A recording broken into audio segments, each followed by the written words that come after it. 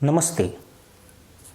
एक ऐसा देश जहां पुरानी मुसीबत खत्म नहीं होती, उससे पहले नया संकट शुरू हो जाता है। और इस बार पाकिस्तान पर जो आफत टूटी है, उसने शहबाज सरकार के हाथ पांव फुला दिए हैं। मामला सिर्फ अनाज की कमी या भूखे पेट सोने का नहीं है। मामला एक ऐसी बेहद जरूरी चीज की किल्लत से जुड़ा है, जिसके बिना इंसान चंद मिनट भी जिंदा नहीं रह सकता है। वो चीज जो कभी भारत से पाकिस्तान को बेहद सस्ती नाम मात्र की कीमत पर मिलती थी, लेकिन साल 2019 में एक राजनीतिक जिद के कारण जब ट्रेड बंद हुआ तो पाकिस्तान पर उसका ऐसा खौफनाक असर पड़ा कि आज वहां के तैमन छाप तड़प तड़प कर दम तोड़ रहे हैं। पिछले 6 सालों के आंकड़े तो आपको हिलाकर रख देंगे, लेकिन अगर सिर्फ पिछले 1 महीने की रिपोर्ट्स पर यकीन करें तो 40 से ज्यादा लोग तड़प कर मर चुके हैं, क्योंकि अस्पतालों के पास उन्हें देने के लिए सांसें नहीं थी। यह पूरा मामला क्या है, कैसे पाकिस्तान में रोज हो रही इन मौतों का सीधा कनेक्शन भारत की एक नीति से जुड़ता है। इस वीडियो में हम इतिहास और वर्तमान के उन पन्नों को खोलेंगे जिसे पाकिस्तान की सरकार अपनी जनता से छुपाना चाहती है, क्योंकि यह मामला उस देश का है जो परमाणु बम बनाने का दावा तो करता है, जो अपनी सेना को पालने के लिए अपनी जनता का पेट काट देता है, लेकिन जब बात गरीब आवाम की जान बचाने की आती है तो उन्हें मरने के लिए लावारिस छोड़ दिया जाता है। वीडियो को पूरा देखिएगा, क्योंकि आज आप समझ जाएंगे कि भारत से ट्रेड निलंबित होने के बाद पाकिस्तान किस तरह घुटनों पर आ चुका है। एक ऐसा दर्द जिसके बाद वो ना रो सकता है और ना सो सकता है। लेकिन इस कहानी में एक ऐसा मोड़ भी है जो पाकिस्तान के सबसे बड़े अस्पताल की पोल खोलता है। अगर आप सोचते हैं कि पाकिस्तान के पिछड़े गांवों या दूर दराज के इलाकों में लोग इलाज के बिना मर रहे हैं, तो आप गलत हैं। यह आफत पाकिस्तान की नाक के नीचे उसकी राजधानी इस्लामाबाद में तांडव मचा रही है। इस्लामाबाद के सबसे बड़े सरकारी अस्पतालों में इन दिनों एक ही शब्द गूंज रहा है, हाहाकार। वेंटिलेटर की कमी के कारण आईसीयू वार्ड्स के बाहर ऐसी कतारें लगी है जैसे किसी राशन की दुकान पर भी नहीं दिखती है। अस्पताल के आईसीयू बेड लगातार फुल हैं। गंभीर स्थिति वाले मरीजों जिन्हें एक्सीडेंट हार्ट अटैक या ब्रेन स्ट्रोक आया है, उन्हें वेंटिलेटर के लिए हफ्तों का इंतजार करने को कहा जा रहा है। और आप जानते हैं कि मेडिकल इमरजेंसी में इंतजार का दूसरा नाम मौत होता है। हर रोज कई मरीज बिना वेंटिलेटर के डॉक्टरों के सामने दम तोड़ देते हैं। दरअसल पाकिस्तान की राजधानी इस्लामाबाद के सरकारी अस्पतालों में वेंटिलेटर की कमी पर हाहाकार मचा है। आईसीयू लगातार फुल हैं, जिसकी वजह से गंभीर स्थिति वाले मरीजों को लंबा इंतजार करना पड़ रहा है। ऐसे में हर रोज कई मरीज तड़प तड़प कर दम तोड़ रहे हैं।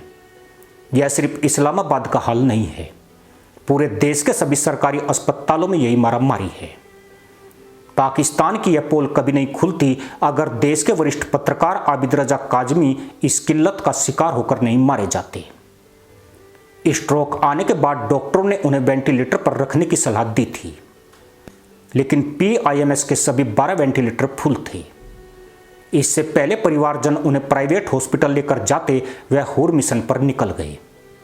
पाकिस्तान के वरिष्ठ और बेबाक पत्रकार आबिद रजा काजमी ने अपनी पूरी जिंदगी पाकिस्तान की बदहाली पर लिखा था, लेकिन उन्हें क्या पता था कि इसी बदहाली की वजह से एक दिन उनकी जान चली जाएगी। जब आबिद रजा काजमी की मौत के बाद बवाल बढ़ा तो पीआईएम अस्पताल के प्रशासन ने एक ऐसी रिपोर्ट पेश की जो पाकिस्तान के हेल्थ सिस्टम का खोखलापन उजागर करती है।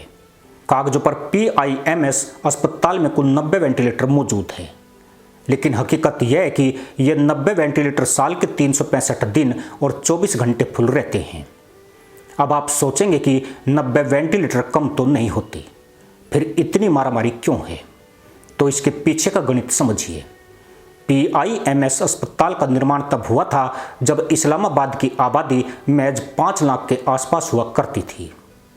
उस आबादी के हिसाब से यह अस्पताल आधुनिक था, लेकिन आज साल 2026 में यह अकेला सरकारी अस्पताल न सिर्फ इस्लामाबाद बल्कि उसके आसपास के जिलों के लगभग 50 लाख लोगों की स्वास्थ्य जरूरतों को पूरा कर रहा है। यानी 5 लाख के लिए बना इंफ्रास्ट्रक्चर आज 50 लाख का बोझ उठा रहा है।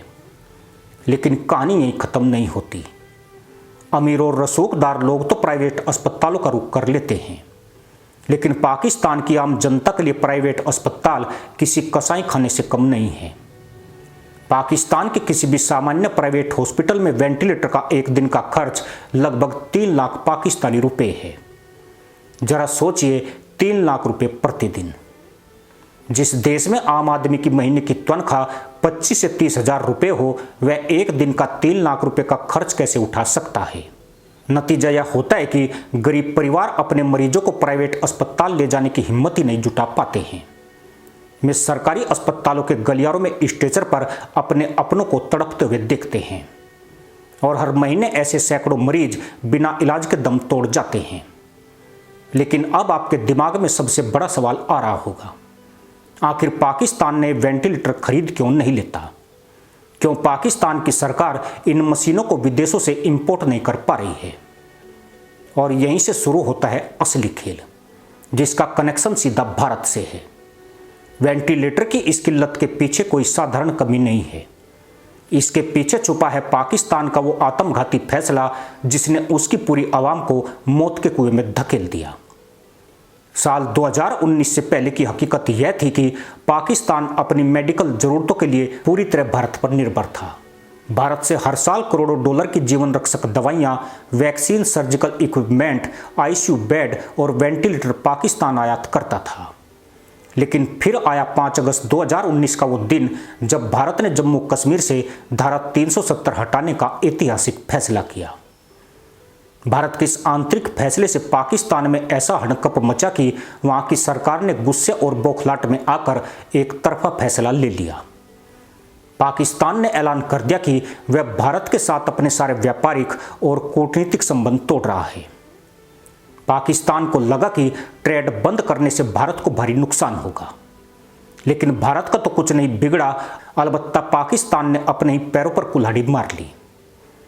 भारत से ट्रेड बंद होने का सबसे पहला और जानलेवा असर पड़ा पाकिस्तान के मेडिकल सेक्टर पर। अगर आप पूरे पाकिस्तान का हेल्थ इंफ्रास्ट्रक्चर देखेंगे तो आपकी रूह कांप जाएगी।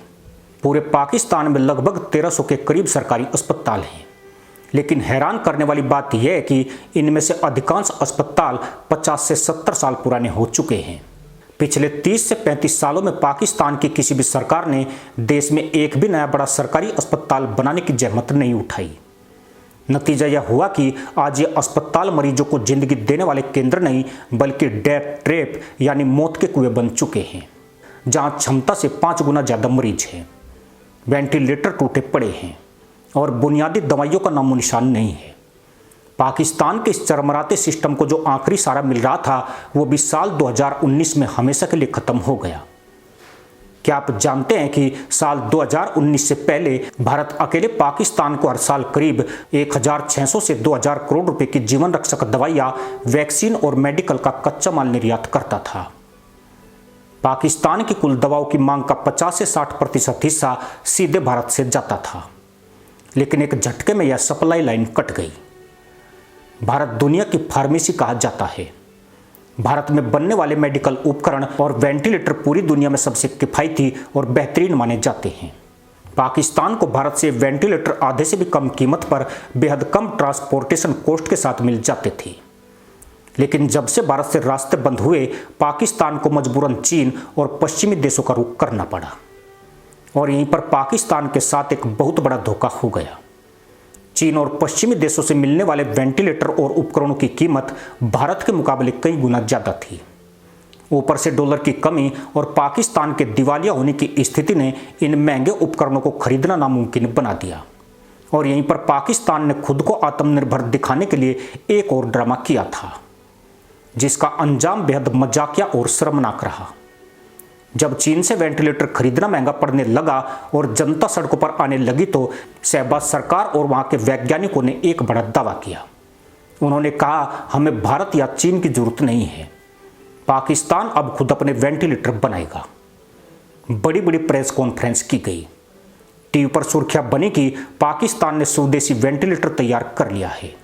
लेकिन मजे की बात तो यह है कि जब in made in Pakistan ventilators का ट्रायल किया गया तो पाकिस्तान के अपने ही हेल्थ एक्सपर्ट्स और डॉक्टरों ने अपना सिर पीट लिया।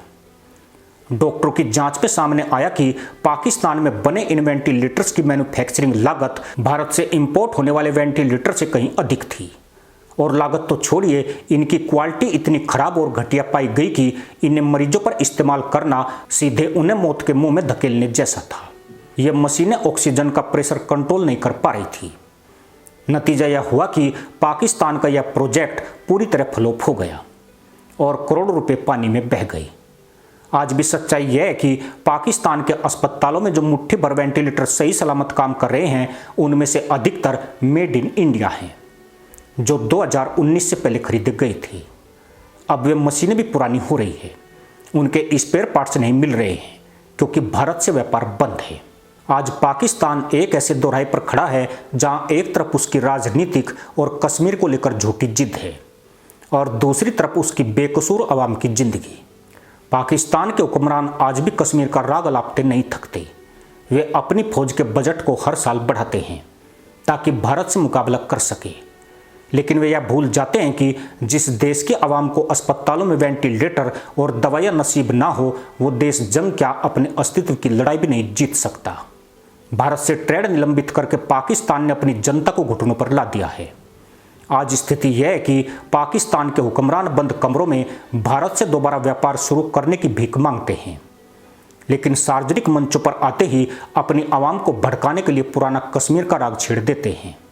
इस दोहरे रवैये की कीमत कोई और नहीं बल्कि पाकिस्तान का वो गरीब नागरिक चुका रहा है, जिसकी सांसें सिर्फ इसलिए थम जाती है क्योंकि उसके देश के पास एक अदद वेंटिलेटर खरीदने के पैसे नहीं हैं।